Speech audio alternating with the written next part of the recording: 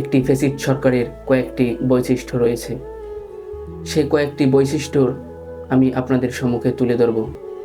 কয়েকটি বৈশিষ্ট্য, তার মধ্যে 7টি বৈশিষ্ট্য একটি ফ্যাসিস্ট সরকারের মধ্যে পাওয়া যায়। আপনারা চলুন সেই 7টি বৈশিষ্ট্য এক নজরে আমরা দেখে আসি।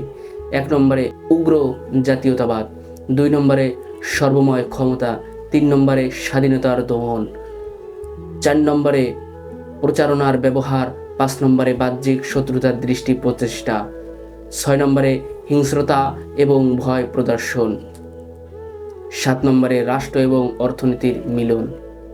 এই যে 7টি নিয়ে আপনাদের সম্মুখে আমি আলোচনা করব। এই 7টি বিষয় বিভিন্ন সময় একটা সরকারের মধ্যে যদি এই 7টি বিষয় দেখা যায়, তাহলে বুঝতে হবে তিনি ফ্যাসিস্ট সরকার। তাকে আমরা চাই না, এই সমাজ তাকে চায় না, এই সমাজ তাকে দিয়ে আর কোনো রক্ত ঝরাবে না। চলুন শুরুটা থেকে আমরা শুরু করি। উগ্র জাতীয়তাবাদ যখন দেখা যায়, তার মধ্য থেকে মনুষ্যত্ব দূর হয়ে যায়। তিনি কি চায়? ফ্যাসিস্ট সরকার সাধারণত উগ্র জাতীয়তাবাদকে উৎসাহিত করে, যেখানে জাতির শ্রেষ্ঠত্ব ধারণা এবং অন্যান্য জাতির প্রতি ঘৃণা প্রকাশ করা হয়। 2 নম্বরে সর্বময় ক্ষমতা। একটি ফ্যাসিস্ট সরকারের চেনার দ্বিতীয়টা উপায় হলে সর্বময় ক্ষমতা। যদি কোনো সরকারের মধ্যেই সর্বময় ক্ষমতা যদি তার মধ্যে পাওয়া যায়, তাহলে বুঝতে হবে তিনি ফ্যাসিস্ট সরকার। ফ্যাসিস্ট সরকারের কেন্দ্রীয় নেতা ও নেতারা সর্বময় ক্ষমতা হাতে রাখে, গণতান্ত্রিক প্রক্রিয়া অবহেলা করা হয় এবং সাধারণ এক নায়কত্ব প্রতিষ্ঠিত করে।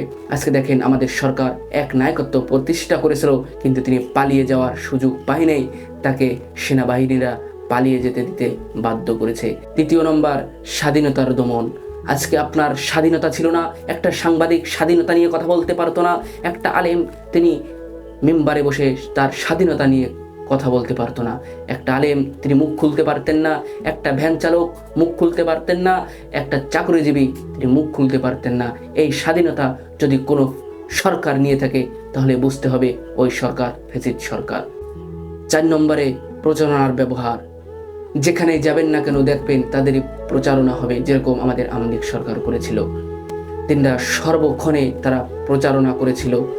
যেথায় যাবেন দেখবেন দেয়ালে, আনাচে কানাচে, পোস্টারে ছেয়ে গেছে তাদের দলীয় নেতাদের পোস্টার, কিন্তু অন্য কোনো দলের পোস্টার ছিল না। এটাকেই বলে প্রচারণার ব্যবহার। আজকে যদি কোনো মানুষের মধ্যে এরকম দেখেন, কোনো সরকারের মধ্যে এরকম দেখেন, তাহলে বুঝতে পারবেন প্রচারণার ব্যবহার যদি কোনো সরকার করে, তাহলে বুঝতে পারবেন ওই সরকার ফ্যাসিস্ট সরকার। তিনি আর কখনো সাধারণ জনগণের সরকার না, সাধারণ মানুষের সরকার না। 5 নম্বরে বাহ্যিক শত্রুতার দৃষ্টিতার প্রচেষ্টা। জনগণকে একত্রিত করতে বা সরকারের নীতিগুলোকে সমর্থন যোগাতে বাহ্যিক শত্রুতার দৃষ্টিতে করা হয়। যেমন আপনি বাহ্যিক শত্রুতার দৃষ্টিতা মনে করেন, আপনার বিপরীত দলের যত লোক আছে তাদেরকে আপনি দেশচ্যুত করবেন, দেশ থেকে বের করে দিবেন জঙ্গি করে, অথবা ইত্যাদি ইত্যাদি একটা টাইটেল দিয়ে আপনি তাদেরকে বের করে দিবেন। এই বাহ্যিক শত্রুতা থাকার কারণে কিন্তু আপনার কাছে কোনো শত্রুতা নাই, আপনি তাদের বাহ্যিক শত্রুতার দৃষ্টিতে আপনি দেখতেছেন। যদি এরকম কোনো সরকার করে, তাহলে বুঝতে পারবেন তিনি হচ্ছে ফ্যাসিস্ট সরকার। এই ফ্যাসিস্ট সরকার তিনি কি জনগণের সরকার হতে পারবে না। 6 নম্বরে হিংস্রতা ও ভয় প্রদর্শন। দেখেন আজকে প্রত্যেকটা মানুষের হিংস্রতা একটা মানুষের মধ্যে, সরকারের মধ্যে কিভাবে থাকে। আজকে মানুষ ঘরে থাকতে পারতো না, হিংস্রতা এবং ভয় প্রদর্শন দিয়ে মানুষকে ঘর থেকে বের করে দেওয়া হতো। কিন্তু আজকে মানুষ স্বাধীন, আজকে স্বাধীনভাবে চলাফেরা করতেছে। কিন্তু স্বাধীনের মধ্যে অস্বাধীন। যখন আওয়ামী লীগরা যখন ক্ষমতায় ছিল, বাহ্যিক শত্রুতা ও দৃষ্টিতার কারণে তাদের ঘর থেকে বের করে দিয়েছে, মারধর ইত্যাদি করেছে। আজকে বিএনপি ক্ষমতায় নাইও, কিন্তু আওয়ামী লীগ ক্ষমতায় নাইও, তো বিএনপি সেই পাওয়ার দেখাচ্ছে। আমি এই কথা থেকে আপনাদের বোঝাতে চাই যে কি বিএনপির মধ্যেও ফ্যাসিস্ট সরকার ভর করেছেন, তাদের গর্দানে ফ্যাসিস্ট সরকার ভর করেছেন। 7 নম্বরে রাষ্ট্র এবং অর্থনীতির মিলন। এই রাষ্ট্র এবং অর্থনীতি তার প্রত্যেকটা নেতাকর্মী বিজনেস করবে, ইত্যাদি ইত্যাদি ইত্যাদি সব কিছু, সোশ্যাল মিডিয়া সব কিছু হ্যান্ডেল করবে। এটাকেই বলে রাষ্ট্র এবং অর্থনীতির মিলন।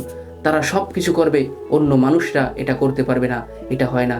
তাহলেই বুঝতে পারবেন যদি এর মধ্যে এই গুণগুলো, যদি এই 7টা গুণ যদি থাকে কোনো সরকারের মধ্যে, কোনো মানুষের মধ্যে, তাহলে বুঝতে পারবেন ওই মানুষটা হচ্ছে ফ্যাসিড, ওই সরকারটা ফ্যাসিড। এর অধীনে আমরা কোনো কিছু করব না। আপনার নিজ নিজ দায়িত্বতে আপনারা তার প্রতি রুখে দাঁড়াবেন।